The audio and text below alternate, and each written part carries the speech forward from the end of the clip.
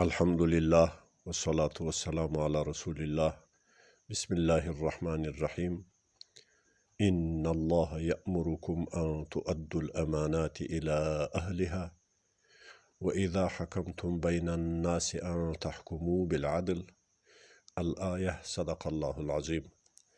لما خوو مؤمن ومسلمان ورونو، الله عز وجل دي سورة النساء د 58 آیات مبارک په یوه حصه کې د مسلمانانو حاکمانو او د اسلامي حکومت چلوونکو ته دوه ذمه‌واریانې ور په غاړه کړي دي. دوه فرایض یې د هغو لپاره مقرر کړي دي. یوه وجیبه او فریضه یې دا ده چې دوی به امانت خپل اهل ته سپاري. وظایف د حکومت، ملازمتونه د حکومت او چارې د حکومت به وړو لایقو کسانو ته حواله کوي او دا یو امانت ده. الله تبارک و تعالی د امانت اطلاق په باندې کړی. فرمایي ان الله یأمرکم، بشک الله جل جلاله امر کوي تاسې ته ای ولاتو دی مسلمانانو، ای حاکمانو د اسلامي حکومت، ان تؤدوا الامانات، سی ادا کوي امانتونه، وسپاري امانتونه، حواله کوي امانتونه الى اهلها، اهل خپل ته، وړو لایقو کسانو ته یې حواله کوي. کتابونه لیکي چې لیاقت دی مسلمانانو د مأموریتو د اسلامي حکومت د ملازمت لیاقت په څه کې ده؟ په څه شي سره حاصلیږي؟ وایي په دریو شیانو باندې.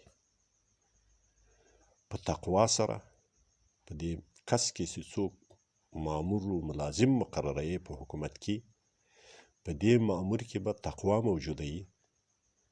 په دې مامور و کارکوونکي کې به، کارګر کې به علم و پوه و تجربه په هغه کار کې موجوده وي.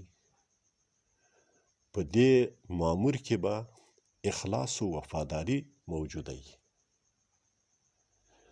او که دا وړتیاوې نه وي، دا صفات نه و پکې،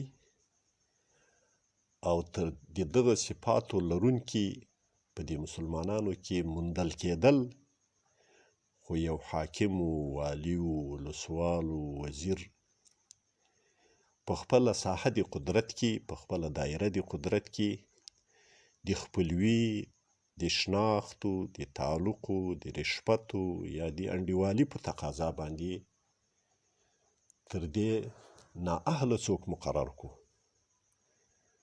نو د الله حبیب فرمایي، د حدیث مبارک مفهوم ده، دې کس خیانت وکړو له الله سره، دې حاکم د اسلامي حکومت خیانت وکړو له رسول د الله سره، او خیانت وکړو له عامو مسلمانانو سره. الله تبارک وتعالی هم دې له دې عظیم خیانت څخه وساتي. او د یو بل حدیث مبارک مفهوم ده، حضرت ابو هریره رضی الله تعالی عنه یې نقل کوي، فرمایي چې موږ ته نبی کریم صلی الله علیه وسلم په یو محفل و مجلس کې نصیحت کاوه، موعظه یې فرمایله.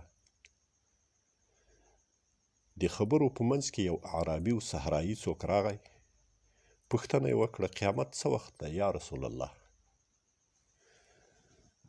نبی کریم صلی الله علیه وسلم خپلو خبرو ته ادامه ورکړه، د هغې جواب یې ورنکړو.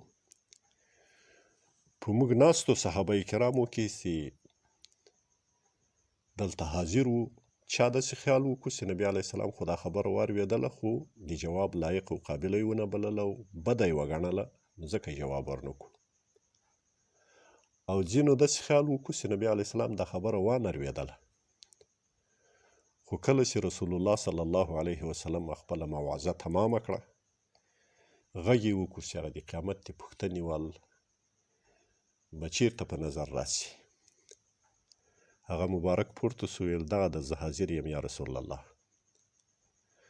نو رسول الله صلی الله علیه وسلم ورته وفرمایل چې اذا ضيعت الامانة فانتظر الساعة، چې کله امانت ضایع سو نو د قیامت انتظار کوه.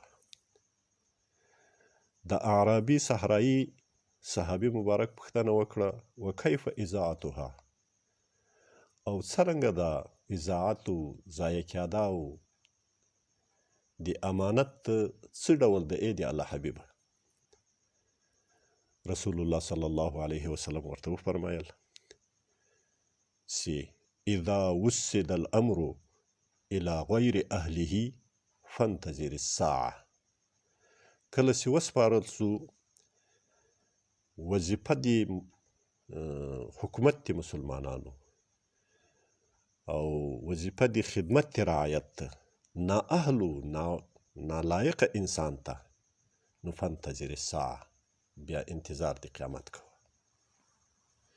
نالایقه چاته چې په هغه کې تقوا نسته، فاسق و فاجر و بېدین و په حرام و حلالو بند نه ده، هغه کس ته وسپارل سوه، یا په هغه کې علم و پوه و وړتیا او تجربه او تعقل د هغه کار نسته، په هغه کار باندې پوهیږي نه، هغه ته وسپارل سوه، یا په هغه کې اخلاص و وفاداري نسته، هغه کس ته وسپارل سوه، خو د رابطو د واسطو په وجه باندې نو هم خیانت ته له الله او د الله له رسول او له مسلمانانو سره، او هم د قیامت ته د انتظار وجه ده. علماء کرام فرمایي چې دا د قیامت نښانه ولې دا نااهله چاته وظیفه سپارل ورکول، مامور و ملازم مقررول نااهله څوک، دا ولې قیامت بلل کیږي؟ نو دوه تاویله کوي. و یا خو داسې قیامت په بدترینو انسانانو باندې قایمیږي، نو دا زمانه به هم داسې بده زمانه وي چې دا حاکم د حکومت د مسلمانانو، چارواکی د حکومت د مسلمانانو چې په لوړه رتبه کې ده، دا به د الله له دینه، د الله د مخلوق له زوره څخه دومره بې پروایي، د الله له دینه سره به دومره بې پروایي چې د خپلو واسطو رابطو په وجه باندې به ډېر نااهله خلق په خلقو باندې مقرر کړي. نو دا ډېر شر حالت او بد حالت. او یا داسې اصل قیامت چاته وایي؟ قیامت دې ته ویل کېږي چې هلته قیامت کې وحشت وي، په قیامت کې خوف وي، په قیامت کې ویره وي، په قیامت کې غم وي، په قیامت کې دوک وي، په قیامت کې د آینده خطرات وي. نو کله چې نااهله څوک په یو حکومت کې، په یو نظام کې، په یو کار باندې مسلط وي، یا قاضي یا ولسوالي یا والي، نو د هغه د ولایتو، د هغه د ولسوالیو، د هغه د قضاوت په دایره کې هغه لاندې رعایت همدغسې په خوف و په ترس و په ویره و په وحشت کې لکه د قیامت خلق، ځکه هغو حق نه تامینېږي، حق حقدار ته نه رسېږي. له حاکم او له خپل مامور او له خپل قاضي او له خپل ولسواله څخه انساني خوی، انساني عادت نه ویني، نو دی په غم کې، په دوک کې، په پریشاني کې، په ویره کې، په خوف کې. نو دا یوه عظیمه ذمهواري ده چې الله پاک د مسلمانانو د حکامو په غاړه باندې ور اچولې. او دومه ذمهواري دا ده چې الله جل جلاله فرمایي وَإِذَا حَكَمْتُمْ بَيْنَ النَّاسِ أَن تَحْكُمُوا بِالْعَدْلِ، او کله چې فیصله کوئ تاسې په مابین د انسانانو کې، د انسانانو په منځ کې چې فیصله کوئ، نو فیصله کوئ او حکم کوئ په عدل و په انصاف سره. ظلم مه کوئ، بغاوت له حقه مه کوئ، حق مه پټوئ.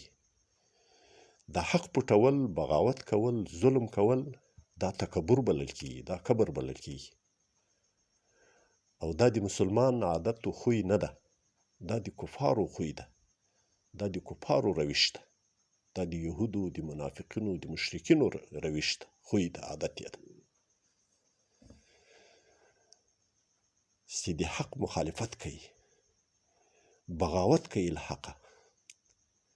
د یو حدیث مبارک مفهوم د مضمون ده رسول الله صلی الله علیه وسلم فرمایل د چا په تنه وجود کې سی یوه ذره د تکبر او د کبر موجود وي هغه به جنت ته نه ځي. صحابه کرامو باندې ډېره درنه تمامه سوې. هغو داسې خیال کاوه چې که یو څوک ښې جامې واغوندي، ښه لباس واغوندي، دا به هم تکبر بلل کېږي، دا به کبر بلل کېږي، دا به هم ظلم بلل کېږي. نو هغو وویل چې موږ خو ښې جامې اغوندو، ښه پایزار و بوټونه او څپلۍ پښو کوو. نبي علیه صلات وسلام ورته وفرمایل چې نه، ښه لباس اغوستل، ښې جامې اغوستل، ښه نعمت استعمالول، دا د الله تبارک وتعالی یو احسان ده په بندګانو خپلو باندې. او دا ښه لباس و ښه حلیه دا یو جمال ده په انسان کې، یو نظافت ده په انسان کې، یو طهارت ده په انسان کې. او الله جمیل ده، یحب الجمال. الله پاک دا حالت خوښوي. نو ظلم و بغاوت و کبر څه ده؟ وایي هغسې ده بطر الحق و غمت الناس. کبر و بغاوت و ظلم چې ده، بې عدالتي چې ده، بطر الحق، دا د حق نه منل دي، په حق سترګې پټول، له حقه انکار کول، دا کبر ده، دا ظلم ده، دا بې عدالتي ده. وغمت الناس، او د الله مخلوقو او د انسانانو ذلیل ګڼل، هغو ته په سپکه کتل، هغه رعیت ته سپک و ذلیل کتل، ځان ډېر پورته و لوی بلل. دغه ته بې عدالتي وایي، دې ته ظلم وایي، دې ته بغاوت وایي، دې ته کبر وایي. الله هم دې له داسې بدو صفاتو څخه په نجات نصیب کړي. نو د مسلمانانو د حاکمانو دغه دوه ذمهواریانې دي چې د قرآن په نصو په عبارت باندې ورته ثابتې دي، چې یو به دوی امانات لایقو وړو کسانو ته سپاري، کنې لوی خیانت، هم له الله سره، هم له رسول د الله سره، هم له مسلمانانو سره. او هم چې فیصله کله کوي نو فیصله به هم په عدل و په انصاف سره کوي. خو دا به هلته فیصله په عدل و په انصاف باندې کېږي چې د عدل و د انصاف وړو لایق. د نړۍ هر غافل په اذان ویښه وم، زه بلال خو به ولې جهان ویښه وم، زه بلال خو به ولې جهان ویښه وم.